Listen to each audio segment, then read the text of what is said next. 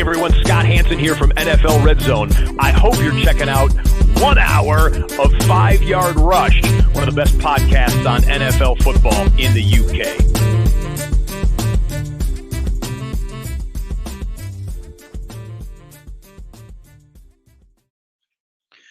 Good evening or good morning, Rush Nation, depending on when this one gets out. It's been a busy night for me. Don't know if you know this, but I was on the Fantasy Pros podcast earlier, so that just took a little bit more time than I thought it would, and then dinner. And if you listen to that, you heard it's my wedding anniversary, so just sort of cracking on and getting some bits done now. So just thought I'd get this one recorded. The article went out earlier, so hopefully a lot of you have read that already, but just to get you prepped for your waiver wires, and let's get straight to it. Quarterbacks this week, the two I really like this week are Mack Jones. Mack Jones is a floor play. Yes, it's a difficult matchup against the Bills. However, they have lost Tre'Davious White. That does change the proposition quite significantly. So for me, I think Mack Jones, he's elevated, he's improved as the competition has gone up. Had a really good game against the Titans, had a really good game against the Cleveland Browns. I can expect him to have another good game here. He is, for me, quite a high floor quarterback play this week. And I look at the other options there on the waiver wire and think, if I just need a filler in this week for Aaron Rodgers and company, that would be the play I would go to for sure. The other option, if you are chasing points, is to go with Daniel Jones. I know he's been particularly bad. He's had 2 terrible weeks in a row now. However, he has this ability when pass catchers come back and he's got a full offense with a new offensive coordinator, he could really boom. So we're just waiting for that to happen. He is very boom or bust. It's a risky play. But if you're chasing points, you're behind in your matchups, it's a must-win matchup. You can't just do with the safety play. Daniel Jones is that high ceiling play, but it does carry a lot of risk. Both of these guys, I would say, are sort of 3 to 5% of your fab at this stage of the season. Definitely want to be picking these guys up over anybody else that's left out there. Moving on to running backs, I still really like Ty Johnson. A lot of people aren't really in on him anymore after what happened last week.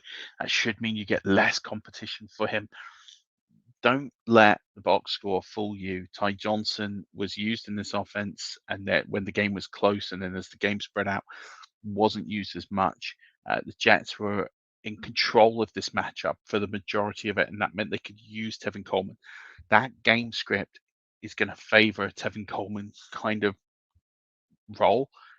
The Jets aren't that good. It's not going to happen that often.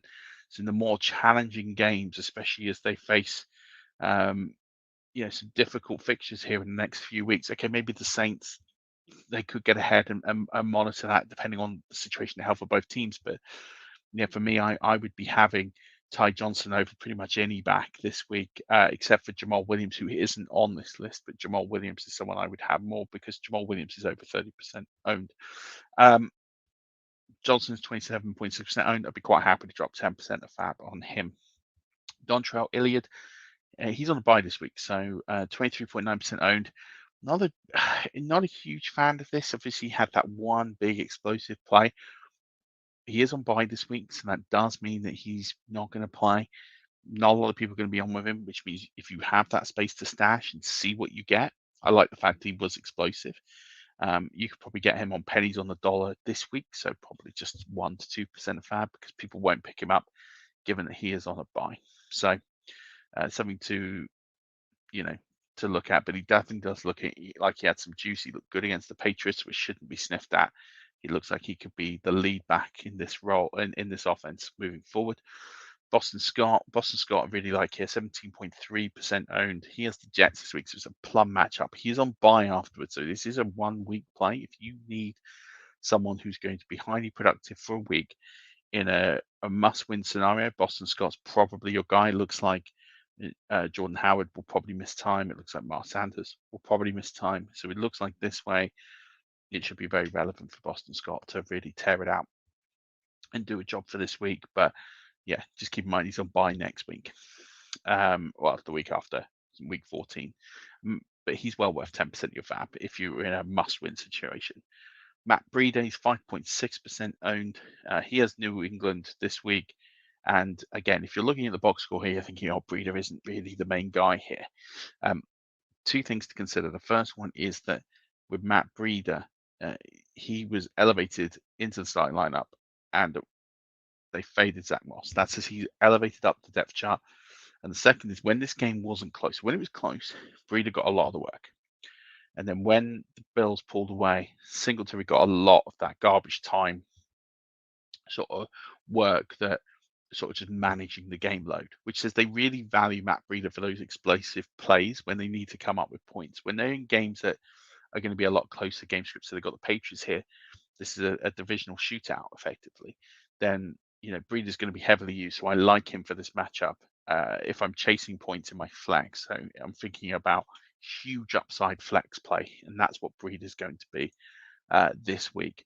But it does go without saying, after what's happened with Christian McCaffrey, after what's happened with Dalvin Cook, I said this last week, go and get those handcuffs. If you didn't listen to me last week, go and get them.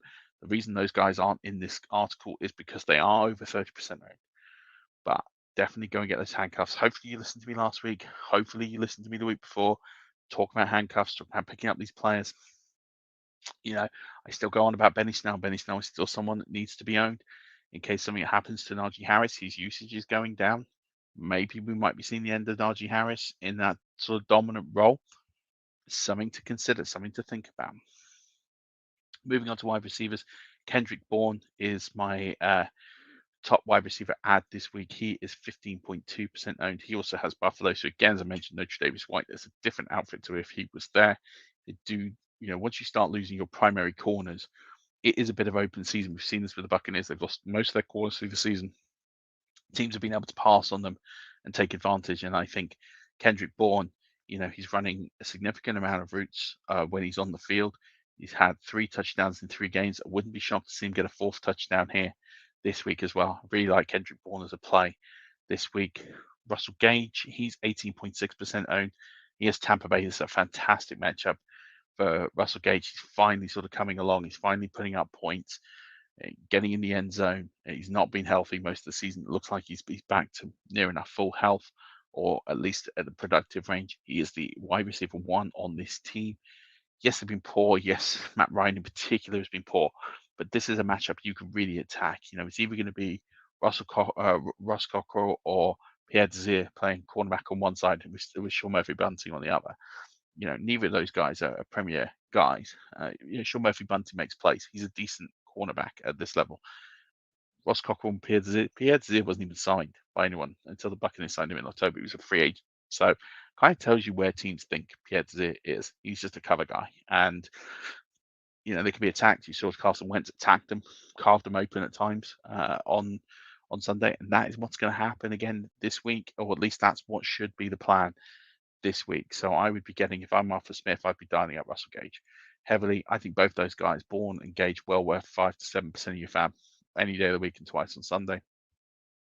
Other one bonus one I really like, Josh Reynolds, 0.3% owned. He has been associated this week now. He went for 370 and 1 on Thanksgiving, and he looked good, looked explosive. He has that relationship with Jared Goff, been bought in because there's someone who knows Jared Goff, is familiar with Jared Goff. They're very important. They're good things to understand. And he has an opportunity. He has flashed in games. He has flashed at times and looked like a decent receiver. We need to see that again. In order for that to happen, he needs to get the ball. I look at this now and think, well, anyone on that Detroit offense can elevate themselves to the one. Why not Josh Reynolds? I'd be taking a punt on him. He's worth a couple of percent of fab, anywhere up to 5% to chase flex appeal here for sure. Tight ends, I've gone for Cole Kmet, 13.2% owned, Arizona in week 13. Now, this is all dependent on whether or not Andy Dalton starts. If Andy Dalton starts, this is a lock. Like, this is a definite play. I'd be playing everywhere this week because I think, a huge volume of targets this week or week just gone. He's going to get a huge volume of targets. This, even if Allen Robinson's there, Andy Dalton will use his tight end. So I really like this as a play, but it is all dependent on whether or not Andy Dalton's going to be there. If it's Fields, this does arrow down a bit. Still doesn't mean it's a complete bust, but it is something to keep an eye on, that's for sure. The other one, and this is one that I'm more intrigued on is Foster Moreau of the Raiders. He's 0.6% owned. It looks like he's going to come in for Darren Waller. And when he's been in this role before, he's been highly productive. He's a very efficient player, and he is someone who will come in and do a very, very good job. So I'm chasing touchdowns. Foster Moreau knows where the end zone is. He has caught touchdown balls from Derek Carr in the past, so I really like this play. If I was a prop bet guy, I'd be betting on him to get a touchdown this weekend for sure. Kicker, I've gone with Evan Mcpherson. So Evan Mcpherson is the kicker 3 on the week going into Monday Night Football as I wrote this and recording this. So, he's been superb since that game with the Packers. I've had him in here before. Well worth, if you've added him already, he's just set and forget for the rest of the season. You can feel pretty confident. Him or Michael Badgley, both of them set and forget kickers for the rest of the season. You feel good about them. My DST play for the week is the Minnesota Vikings. They do have Detroit. Just go and chase Jared Goff, get a couple of turnovers, and they'll really sort you out. I think this is going to be a big game for them. That'll do it for the Waiver Wire podcast. Do check out the articles, check out everything on the site. Do check out the flagship show with Dan and special guest, and also check out me on Fantasy Pros. Hope you enjoy it. It's just further explanation of some of the plays I talked here. There's some also additional ones there, some cool stories and bits and pieces on that as well. So, but as always, good luck in week 13. I'll be back later in the week. But as always, don't forget,